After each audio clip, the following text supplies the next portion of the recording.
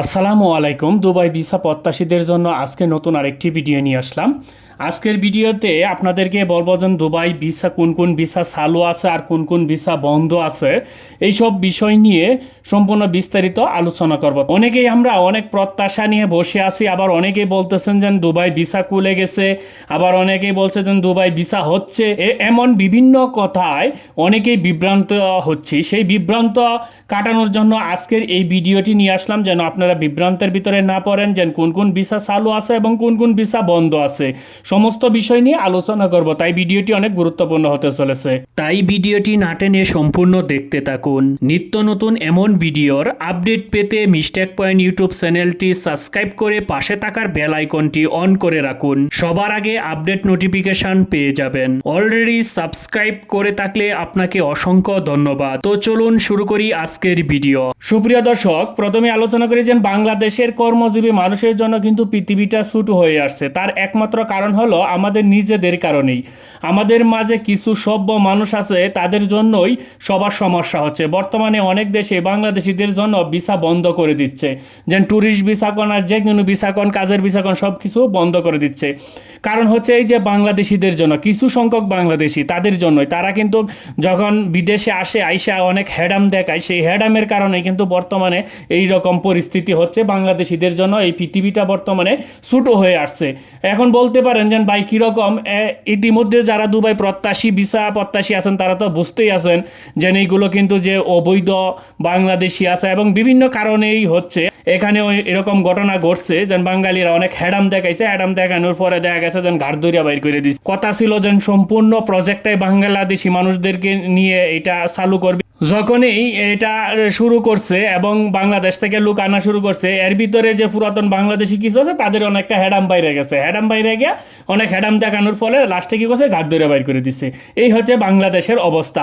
কারণ বাংলাদেশের মানুষ কখনোই ভালো চায় না। যদি ভালোই চাইতো, কারণ পেচিস্টের আমলে একদল মানুষ যখন আম্মা আম্মা করিয়ে মানে যান ভিক্ষা চাইও যান ভিক্ষা পাইছে না, তারা এখন আবার এই যে ডক্টর ইউনূস যেহেতু দেশ ভালো চালাইতেছে, তাদের বিরুদ্ধে আবার নির্বাচন করে তারা একটা জরিপ শুরু করে দিছে। তাইলে এটিকে প্রমাণ হচ্ছে, বুঝছেন যেন বাংলাদেশের মানুষ কখনোই ভালো চায় না। ব্যাংক কোনোদিন এক পাল্লায় থাকে না। এটা হচ্ছে বাংলাদেশের পৃথিবীর মধ্যে সবচেয়ে নিকৃষ্ট জাতি হয়েছে এই বাঙালি জাতি। তারা কোনোদিন এক হইতে পারবে না। হয়তো বা কথাগুলো বলতে খারাপ লাগতে পারে অনেকেরই, কারণ খারাপ লাগার এই কথা, কারণ সেই জাতির ভিতরে তো আমি নিজেও আছি। আমি তো আর অন্য কেউ না, আমি তো অন্য কোনো জাতির না। কারণ এরকম পরিস্থিতি এবং সিচুয়েশন পার করছি বিদায় সেই সব কষ্ট থেকে কিন্তু বলতেছি। যাই হোক, কথা না বাড়ি আমরা কাজে চলে যাই। কি কি ভিসা চালু আছে এবং বন্ধ আছে তা নিয়ে আমরা একটু আলোচনা করে আসি। এখন যে চালু আছে যে হাই প্রফেশনালের যে ভিসাগুলো, তা চালু আছে মাত্র নামমাত্র চালু আছে। কারণ এইগুলোরও সিন্ডিকেট ঢুকে গেছে। আপনারা তো জানেন এর আগেও এইগুলো নিয়ে অনেক কিছুই হয়েছে। তারপরেও সেই অবৈধ যে সিস্টেমটা, তারা যেন জাল সার্টিফিকেট, জাল ডকুমেন্ট, সেগুলো কিন্তু এখনও রোধ করা যাচ্ছে না। সেই জন্য কিন্তু এই হাই প্রফেশনালের ভিসা একদম সীমিত করে দিচ্ছে, মানে নামমাত্র দিচ্ছে। মাঝে মাঝে কোনোদিন 2টা 3টা 4টা 5টা দিচ্ছে, আবার কোনোদিন দিচ্ছেও না। আবেদন করার মাত্রই রিজেক্ট হয়ে যাচ্ছে। এইটাও কিন্তু অচিরে বন্ধ হয়ে যাব, কারণ বাঙালি জাতি তো বুঝতেই তো পারছেন, কারণ সব জায়গায় দুর্নীতি অনিয়ম তারা চালিয়ে যাচ্ছে। সেই দুর্নীতি অনিয়মের জন্য এটাও বন্ধ হয়ে যাওয়ার সম্ভাবনা আছে।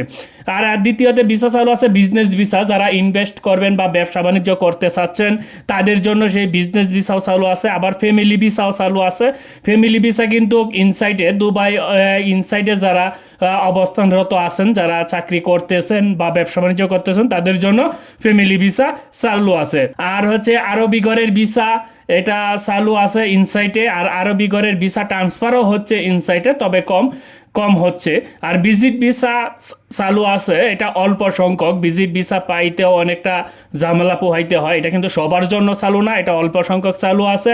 ইনভাইটেশন লেটারের মাধ্যমে, অনেক কিছু ডকুমেন্টের মাধ্যমে কিন্তু সেই ভিসাটা চালু আছে। আর ফ্রি জোন এরিয়ার ভিসাও চালু আছে। এটা সবসময় চালু থাকে, এটা কখনোই যেন বন্ধ এরকম না, এটা সবসময় চালু থাকে। আবার এখানে আর একটা বিষয় হচ্ছে, অনেকেই এই ভাবেন যে ফ্রি জোন এরিয়ার ভিসায় যদি আমরা আসি, আইসা কি আমরা অন্য কোম্পানিতে যাইতে পারবো কিনা, কোম্পানি চেঞ্জ করতে পারবো কিনা এইরকম কোনো সুযোগ নেই। যদি আপনি ফ্রি জোন ভিসায় আসেন সেখানে কিন্তু বেতন কম, ফেসিলিটিও অনেক কম পাওয়া যায়।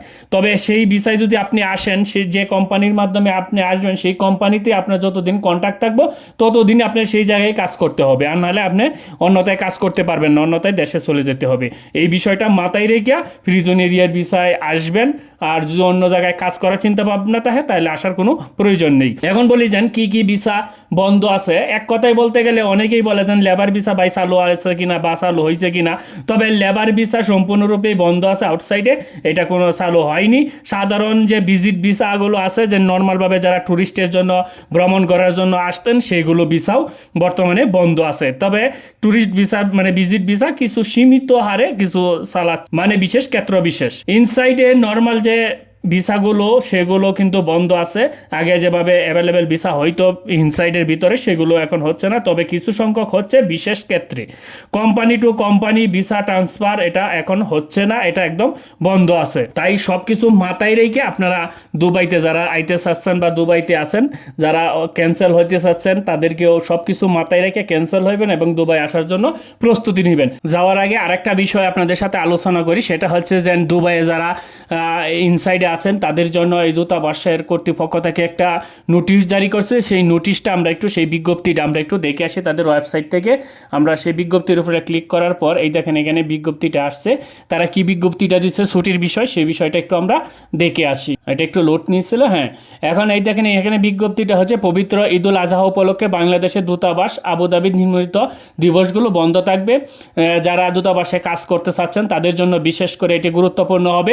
5ই জুন থেকে 10ই জুন 2025 মানে বৃহস্পতিবার থেকে মঙ্গলবার পর্যন্ত পবিত্র ঈদুল আজহার জন্য বন্ধ থাকবে। তবে উক্ত ছুটিকালীন দূতাবাসের জরুরি সেবা সমূহ যথারীতি চালু থাকবে। তবে এই যে চালু থাকবে জরুরি সেবা, এটা আসলে এই কাগজপত্রেই থাকবে, এইটাই বাস্তব, আর বাস্তবিক করতে এটা থাকতে পারে না। আর এটা হচ্ছে যে যারা ইনসাইডে আছেন তারা অবশ্যই তাদের জন্য এটা উপকার হবে। দুবাইয়ের এই দূতাবাসগুলো এই এত তারিখ থেকে এত তারিখ ঈদ উপলক্ষে বন্ধ থাকবে। প্রিয় দর্শক, আজকে এবারের মতন বিদায় নিব। দেখা হবে পরবর্তী ভিডিওতে। সবাই ভালো থাকবেন, সুস্থ থাকবেন। ধন্যবাদ সবাইকে।